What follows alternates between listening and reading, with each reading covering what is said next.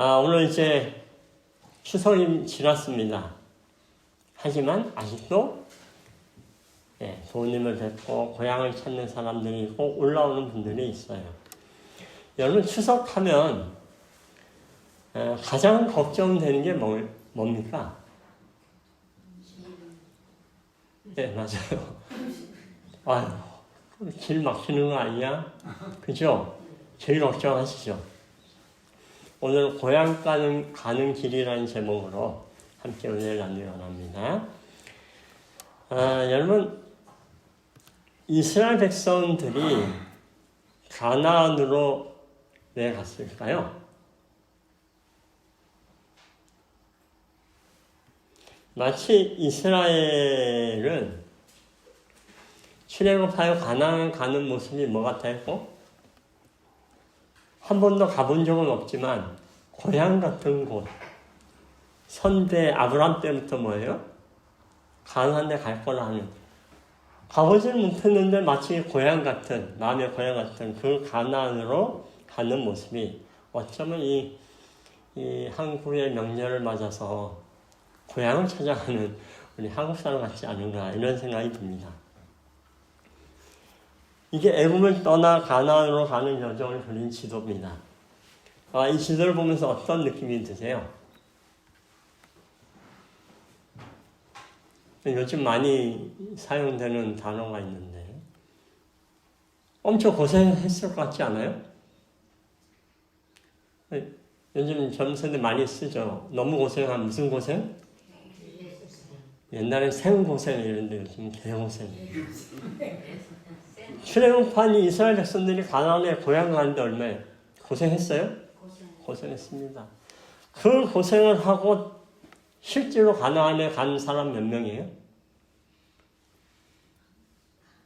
진짜 애굽에 살다 고향 간 사람은 딸랑 2명이었습니다. 갈렙과 여호수아. 나머지는 다 어떻게 됐어요? 그 2세들만 갔어요. 여러분 광야의 삶은 어떻습니까? 이스라엘이 불평 많이 했죠. 왜 불평했어요? 구름기둥, 불기둥이 있었잖아요. 근데도 뭐 했어요? 불평했어요. 고생 많이 했습니까? 뭐 때문에 고생했죠? 뭐 때문에? 먹을 것 때문에. 마실 것 때문에.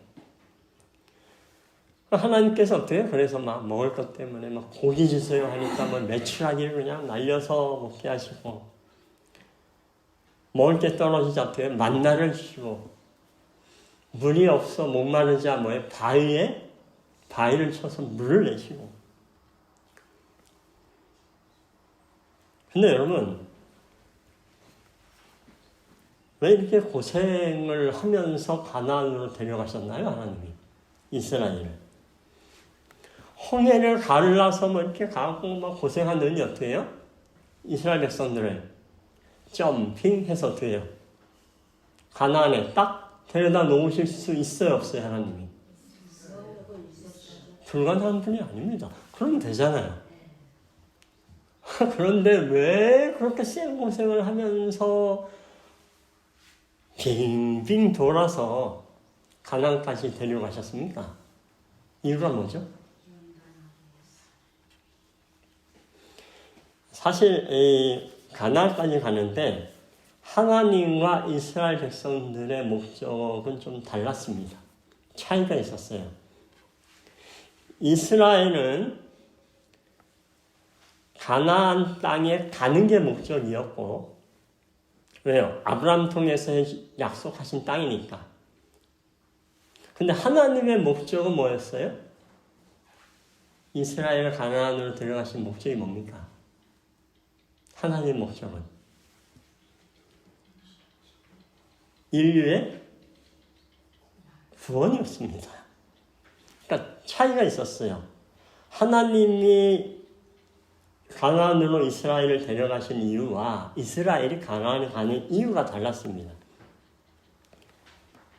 심지어 이스라엘은 가나안까지 아주 편안하게 가고 싶었어요. 왜요? 그 전에 애굽에서 너무 고생했거든요. 노예를 살면서.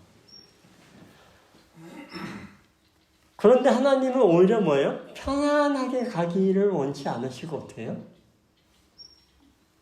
이스라엘이 가나안에 가서 인류의 구원을 위해서 할 일을 하려면 가르칠 게 너무 많았기 때문에 뭐였어요? 이 광야 가는 길이 힘들었어요. 교육하시면서 가셨기 때문에.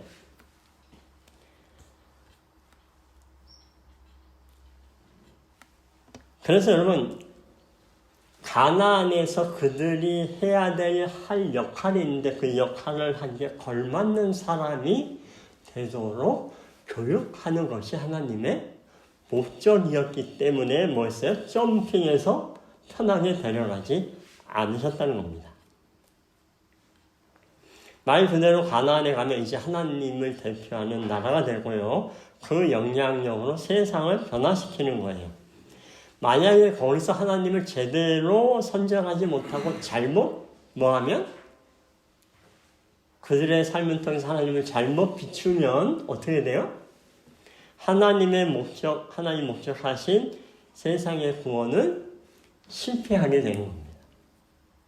그래서 여러분 출애굽기는 애굽을 탈출하는 것이라기보다는 하나님 편에서 보면은 출애굽기가 아니라 뭐라고 하는 게 더 맞아요?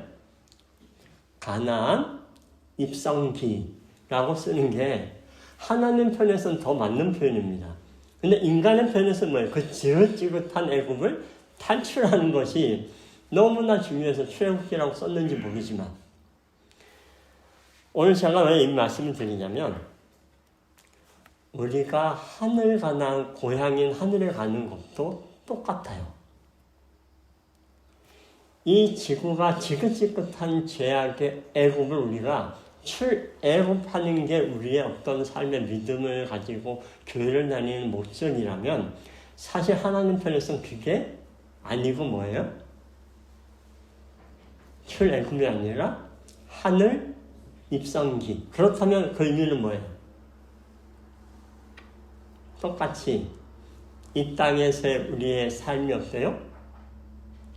고단합니다. 왜 그래요? 교육하기 위해서 뭘 교육해요? 마찬가지로 하늘에 가서 우리가 해야 할 역할이 있다는 것입니다. 그래서 여러분 애굽에서 가나안으로 그들이 간 것처럼 우리는 이 땅에서 어디로요? 하늘로 가는 것.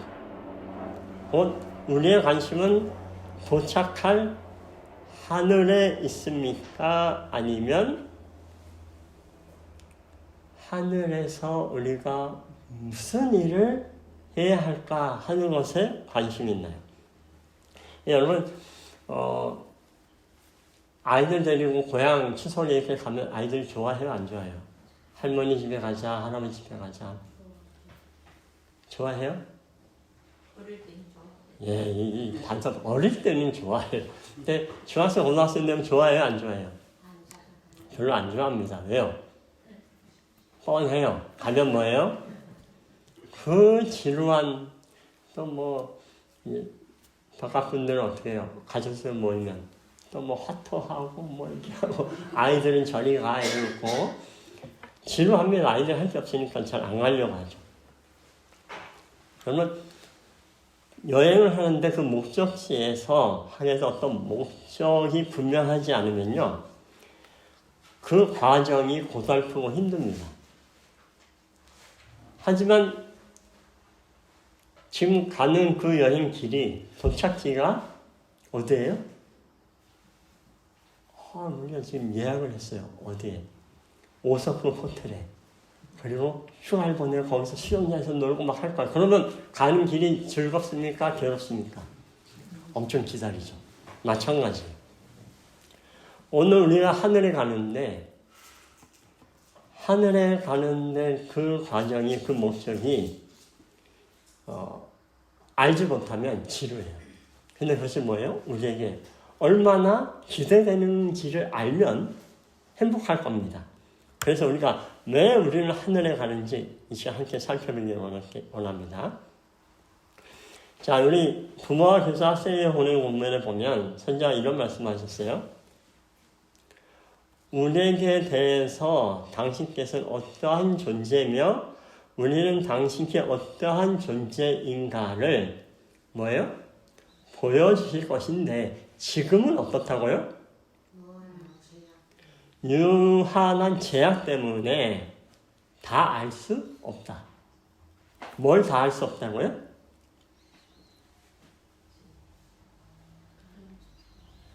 하나님께, 예수님께 우리가 어떠한 존재인지, 또 우리에게 하나님 어떤 존재인지 다 알 수 없다.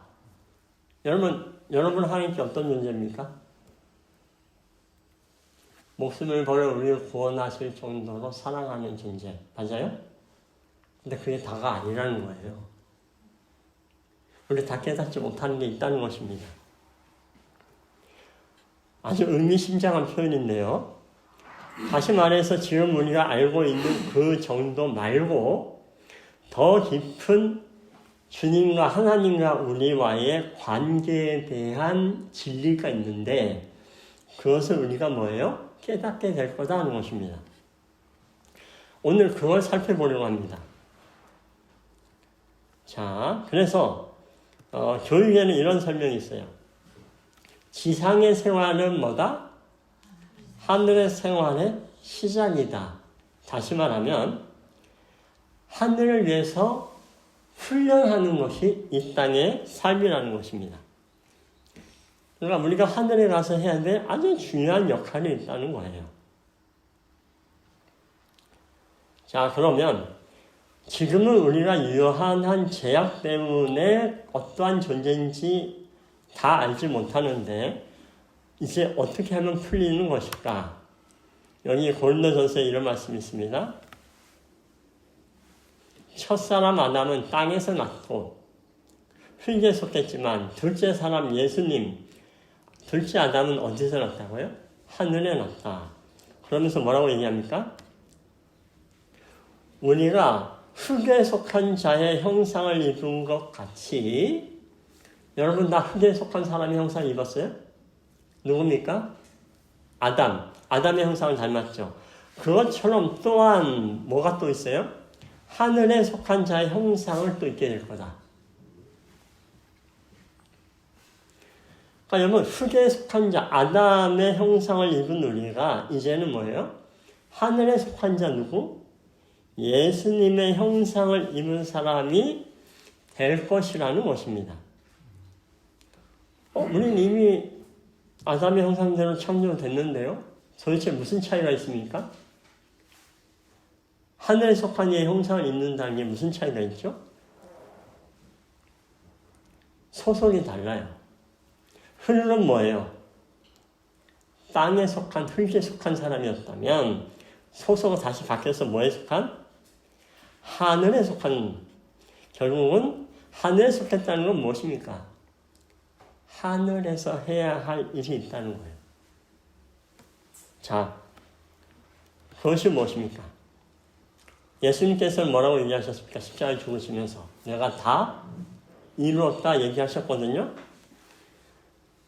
하나님이 예수님 다 이루셨는데 도대체 우리가 해야 할 일이 뭐가 있다는 말인가? 우린 그냥 하늘에 가서 누리면 되는 거 아니었나?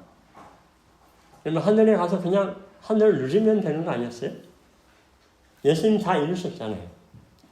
근데 뭐예요? 우리가 하늘에 속한 사람으로서 해야 될 일이 있습니다. 정말 예수님이 다 이룬 걸까요?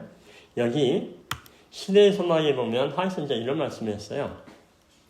인간 구속의 사업이 십자가로 인해서 다 성취됐다고요? 아니라고요? 십자가로 인해서 인간을 구원하는 구속이 다 끝난 게 아니다 했습니다. 그러면서 무슨 말씀하세요? 이 세상 임금은 1번에 들어가는 말은 뭘까요? 쫓겨난다. 지금 이 세상의 임금이 쫓겨났습니까? 안 쫓겨났습니까? 아직 아니에요. 그죠? 그러니까 아직 십자가로 끝나지 않은 일이 있어요. 바로 이 세상 임금 누구예요? 사탄이 쫓겨나는 일입니다. 또 두 번째는요. 사단이 하나님을 비난하던 그 비난들은 논파된다. 이게 뭐예요? 사단이 비난했던 게 뭐예요? 하나님은 독재자입니다. 하나님의 율법은 잘못된 겁니다. 이렇게 주장하는 사단의 그 논리가 뭐예요? 아직 논파가 뭐라는 거예요? 그 논리가 깨지지 않았다는 겁니다. 그죠? 또 뭐가요? 사단이 하늘에 퍼뜨린 비난의 말은 영원히 뭐예요? 제거된다. 제거됐어요? 안 됐어요? 아직 제거 안 됐다는 겁니다. 사람들과 같이 천사들도 그저께 뭐한다? 이끌리게 된다.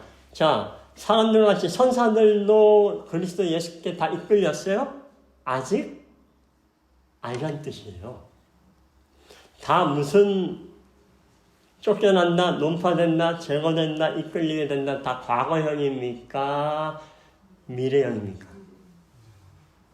미래에 이렇게 될 거라는 것입니다. 다 되지 않았다는 거예요. 이게 과연 무슨 뜻일까요?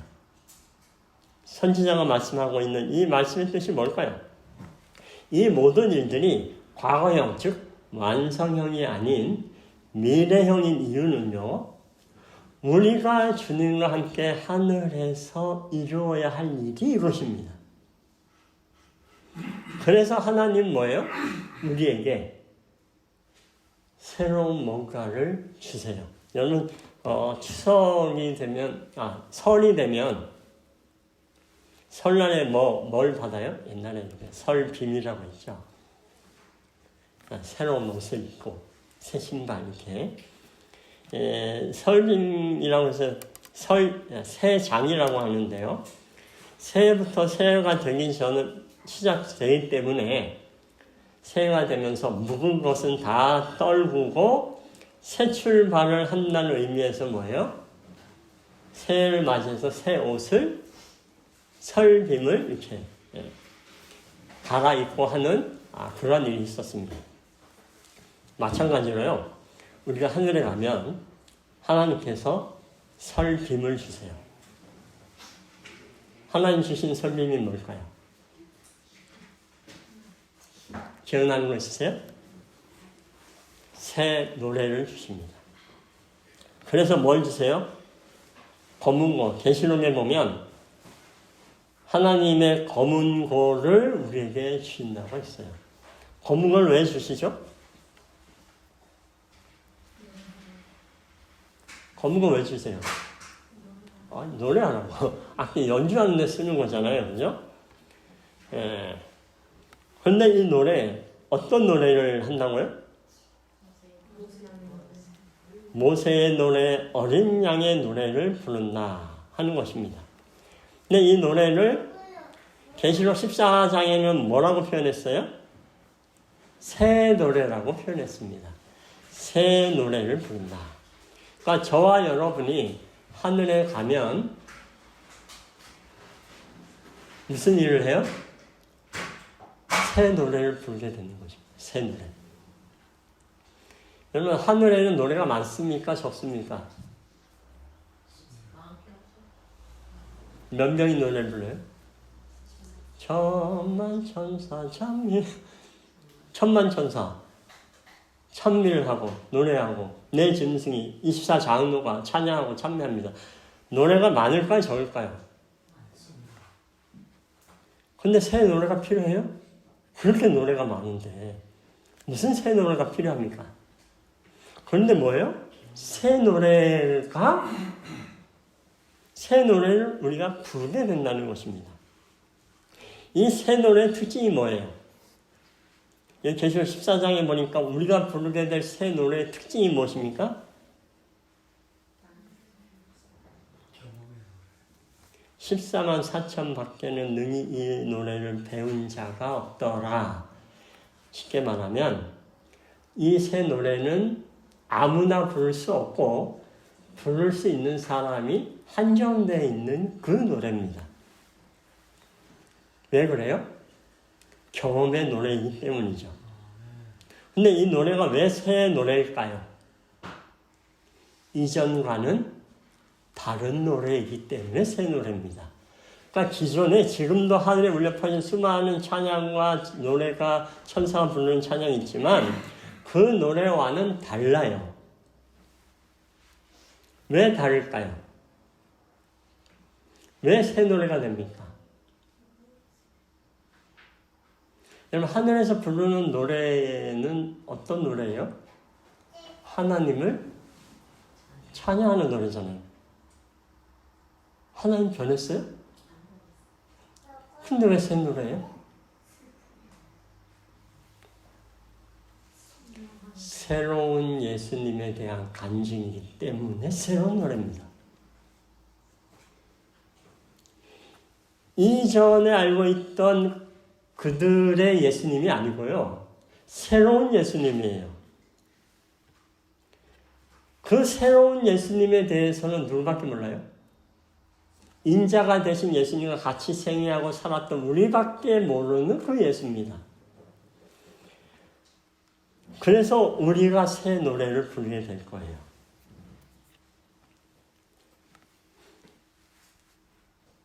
수많은 우주의 천사들이요, 우리의 노래를 들으며 깜짝 놀랄 거예요. 왜요? 전에 듣지 못한 노래라서요. 왜요? 예수님에 대해서, 예수님의 그런 모습이 있고 그런 은혜, 예수님에 대한 그런 감정을 처음 듣거든요. 그들이 알던 예수님은 뭐예요? 하늘에서 천사들을 지휘하고 세상을 창조하고 그랬던 예수인데, 우리가 부르는 예수는 뭐예요? 나의 아픔을 어루만지시고 내 곁에 함께 있었고 나와 함께 울고 웃었던 그 예수의 노래, 천사들은 처음 듣는 노래인 거죠. 그 새 노래가 어떠한 놀라운 일을 벌일까요? 우주에서. 그게 우리가 해야 될 일입니다. 새 노래. 그 다음 또 주는 게 있어요. 주시는 게. 그게 뭘까요? 새 이름입니다. 하늘에 가면 우리에게 면류관 주신다고 하셨죠? 근데 사실 면류관이 중요한 거 아니에요. 우리 어릴 때부터 유년반 때, 영업반 때부터 뭐예요? 면류관 쓰네 노래하면서 하늘에 가면 금면류관 준대요. 그러면서 뭐예요? 와, 금? 금덩어리로 면류관을 준다고? 막 이렇게 그런 기쁨을 가졌었는데, 면류관 자체가 중요한 게 사실 아닙니다. 뭡니까? 여기 총회 문집에 보면 면류관을 가져오는 걸 보았는데 그 면류관에 뭐가 있더라? 성도들이 이름이 각각 쓰여 있었다. 그럼 여러분 여기에 여러분이 받는 면류관에 뭐라고 써 있을까요? 면류관에 이름이 박동현, 박준모, 박채리 이렇게 써 있을까요? 그렇지가 않아요. 그게 아닙니다. 그럼 예를 들어서 미국 사람들은 거기 영어로 제임스, 조나단 이렇게 써 있어요. 중국 사람들은 한문 이렇게 써 있고, 그것이 아닙니다. 어떤 이름이 써 있어요? 여기 대전교회 보면 이렇게 표현했습니다. 관을 주신데 거기에 이름인데 무슨 이름? 새 이름. 새 이름이 써있는 새 이름. 여러분, 이름이 새롭다는 의미가 뭘까요? 새로운 이름. 여러분, 성경에 보면 새로운 이름들을 받은 사람들 기억나세요? 아브람. 어떤 이름, 새 이름 받았어요? 아브라함. 사레는요? 사라는 새 이름을 받았고, 야곱은 이스라엘이라는 새 이름을 주셨습니다. 이 새 이름의 의미가 뭐예요? 이름만 새로운 겁니까? 아니면 그의 삶의 이유와 목적과 목표와 모든 것이 바뀌는 거예요? 모든 것이 변하는 것입니다. 존재 자체가 완전히 변하는 걸 의미하는 게 새 이름이에요. 마찬가지입니다. 하늘에 가면 면류관을 주시는데 그것은 새 이름을 주시기 위해서 주시는 거지, 면류관 자체가 중요한 게 아니에요. 새 이름을 주신다는 것은 무엇입니까? 여러분들에게 새로운 사명과 임무와 삶을 주신다는 의미죠. 그리고 그 새 이름은요, 예수님과 굉장히 밀접히 연관되어 있어요. 이사야가 예언한 말씀입니다. 이사야서 62장에 보면 너는 여호와의 입으로 정하실 뭐다? 새 이름으로 일컬음이 될 것이다. 이건 이사야서에 예언되어 있는 말씀이기도 합니다. 심지어 이 새 이름의 역할은요, 계시록 2장 17절에 보면 받는 자 밖에는 그 이름을 알 사람이 없다고 얘기했습니다. 다시 말하면 새 이름을 가진 우리를 하나님은 하늘에서 우리의 이마에 이름들을 새기심으로 우주 앞에서 우리를 인정하시는데 이 이름의 역할은 누구만 알아요? 하나님과 나만 알아요. 예. 그 새로 받은 그 이름이 무엇이며 그 역할이 무엇인지는 나와 하나님만 압니다. 그럼 대체 어떤 새 이름을 새기는 걸까? 계시록 3장 12절에 보면 내가 하나님의 이름과 새 예루살렘 이름과 나의 새 이름을 그 위에 기록하리라고 했습니다. 하나님의 이름 뭐예요? 하나님의 자녀로 인정하는 것이죠. 새 예루살렘의 이름은 예루살렘의 하늘의 시민으로 우리를 인정하는 것입니다. 또 나의 새 이름, 예수님의 이름은요, 예수님의 동지로 우리를 인정하시죠. 근데 여기서 주목해야 될 것은요, 예수님 뭐라고 얘기했어요? 나의 새 이름을 그 위에 새기겠다. 그러니까 우리만 새 이름을 받는 게 아니라 누구도요? 예수님도 새 이름을 가지신다는 것입니다. 여러분 상상해 보세요. 새로운 이름을 받으신 예수님이 새로운 이름을 우리에게 새겨주십니다. 그래서 뭐예요? 우주에서 주님과 우리만이 뭐예요? 새로운 이름을 가져요. 이스라엘이 그랬나요? 안 그랬나요? 가나안에 들어가면서 이스라엘 새 이름 받았어요? 안 받았어요? 하나님의 백성으로 선택된 선민으로 새로운 이름을 받고 그들이 새로운 민족이 된 것처럼 우리는 뭐예요? 하늘에 가면 주님과 함께 새로운 이름을 가진 새로운 사명을 가진 사람이 된다는 것입니다. 그래서 14만 4천이는요 그들의 이마에 하나님 새 예루살렘이라고 쓰여 있으며 예수님의 새 이름이 들어있는 영광스러운 별이 새겨져 있었다고 초기문짐의 선지자가 말씀하고 있습니다. 그러므로 여러분 우리는 예수님과 함께 하늘에서 영원 동안 예수님과 무엇인가를 이루며 살 사람입니다. 그것은 첫 번째 하나님의 사랑을 우주에 퍼뜨리는 일이고요. 두 번째는 사단의 논리를 다 파괴시키며 그 영향을 결국에는 완전히 제거하는 것. 세 번째 천사들과 우주 거민들 모두가 예수님을 완전하게 지지하게 되는 일.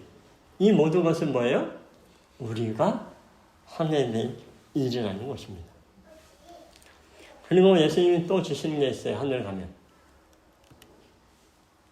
대쟁터에 보면 승리의 휘장을 주신다고 표현을 했습니다.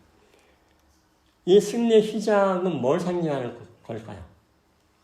여기 보면 1번 가려져 있는데 왕족의 신분을 뜻하는 표입니다. 그러니까 여러분 우리 하늘에 가면 뭐예요? 새 이름을 받으신 주님이 새 이름을 우리에게 주시면서 새로운 뭔가 우리 삶에 주시는데 우리가 뭐가 돼요? 왕족으로 인정을 받는다는 왕족이 뭡니까? 이 선지자 이 표현이 구체적으로 뭘 뜻하는지를 분명히 알 수는 없지만 하나만은 확실해요. 그건 뭡니까? 우리는 새 이름을 가지신 예수님 그리고 새로운 임무와 책임을 가지신 예수님을 도와서 함께 감당하는 그분의 뭐예요? 새 사람이 되었다는 표시를 준다는 의미인 거죠. 저는 이 말씀을 보고 솔직하게 많이 흥분했습니다. 여러분 흥분되지 않아요? 저희 아들이 있지만 제 아들이 그 패스파인더를 굉장히 열심히 했어요. 열심히 하는데 보면 뭘 좋아하냐면 이 배지 따는 거. 배지를 좋아해서 집에 지금 가보면 저희 아들이 두는 거 있죠. 거기에 이 쇳덩어리 배지가 얼마나 많이 달렸는지 그 이렇게 주렁주렁 매달려 있어요. 그래서 배지 하나 이렇게 따거나 얻어오면 얼마나 좋아하는지 모릅니다. 근데 여러분 하늘에서 우리가 뭐예요? 왕족 신분의 표를 받으면 그 배지 받은 그 마음처럼 여러분 어떨까요? 얼마나 좋을까요? 천사들이나 다른 우주에 있는 거민들은 없어요. 우리만 휘장 이런 딱 차고 다니면 그들이 우리를 볼 때 어떻게 부러워할까요? 안 부러워할까요? 여러분 마음이 어떨까요? 하늘 가나안에서의 우리의 위치와 신분과 역할 이렇게 다릅니다. 그러니 여러분 출애굽하는 거 이 땅을 떠나기 위해서 출애굽하는데 뭐예요? 그래도 좀 고생하는 거. 고생하지만 하늘에 갈만합니까? 지금의 광야가 좀 힘들고 어렵지만 이겨낼 힘이 좀 생기세요? 네. 너무 힘들고 고되다 하시면 눈을 감고 여러분 상상해보세요. 뭘 상상해요? 휘장 이렇게 주시는 거예요. 생각하시고 새 이름이 새겨진 면류관 검거 이렇게 주시면서 새 노래 이렇게 부를 생각 하면서 여러분 상상해 보시기 바랍니다. 야, 왕족 배지 그 휘장은 어떻게 생겼을까? 이렇게 상상해 보세요. 그러한 기쁨으로 이 땅의 삶을 힘차게 살려드리길 바랍니다. 이 마지막 말씀을 한 절 보고 오늘 말씀을 줄일까 합니다. 교육 307페이지의 말씀인데요. 거기서는 하늘에서는 모든 능력이 발달되고 모든 재능은 더해진다. 가장 큰 사업이 수행될 것이며 여러분 가장 큰 사업이 이게 뭘까? 의문이 생기지 않아요? 우리가 해야 될 일이에요. 주님께. 가장 고상한 포부가 달성되고 가장 높은 희망은 실현될 것이다. 거기에서는 오히려 넘어야 할 때 높이 감탄할 만한 새 경이 이해해야 할 새 진리 지덕체 능력을 필요로 하는 새로운 뭐가 생길까요? 목적이 생길 것이다. 그러니까 여러분 저 하늘에서는요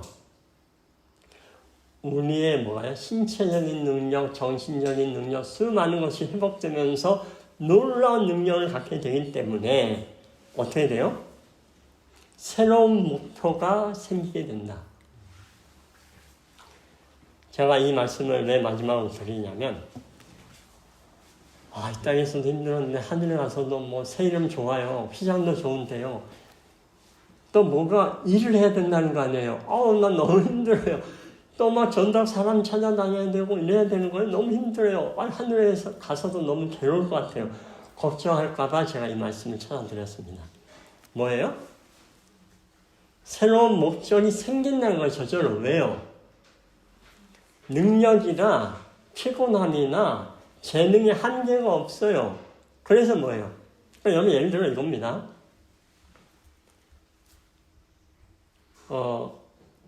기타 연주를 잘하고 싶어. 근데 뭐예요? 이 땅에서 학원도 다녀보고 했는데 너무 안 돼. 힘들어, 피곤해. 그래가지고 포기했어요. 왜요? 힘드니까. 근데 하늘에 갔더니 뭐예요? 기타를 쳤는데 아니 10분밖에 안 다뤘는데 막 다 익혀져. 재밌어요? 안 재밌어요? 재밌어요. 연습하는 대로 실력이 계속 늘어요. 그 능력이 있어요. 재밌어요. 괴로워요? 안 괴로워요? 안 괴로워요. 내일은 또 어떤 곡을 연주할까 막 흥분되고 막 그럴 거 아니에요. 설레고. 그래서 새로운 목적이 생긴다는 것입니다. 그러면 여러분, 저 하늘에서 우리의 삶이 업그레이드 된 상태에서 주님과 함께 이제는 즐거움으로 무슨 일을 해요? 아까 예언의 시의 말씀처럼 그 내일까지 아직도 이루어지지 않은 그 일을 우리가 주님과 함께 기쁨으로 즐거움으로 그 역할을 하게 될 것입니다. 여러분, 고향 가는 길 괴로워요? 괴롭지만 참을 수 있어요? 예. 고대하게 가실 수 있습니까? 네. 넉넉히 물린 저 하늘에서 하나님의 왕족으로서 정말 기쁨과 행복함에 이 땅에서는 상상도 하지 못한 그런 삶을 살게 될 것입니다. 여러분들의 고향 가는 길이 비록 고되고 어려움이 있더라도 감사와 기쁨과 즐거움으로 하늘까지 가게 되시길 바라면서 오늘 말씀을 마치겠습니다.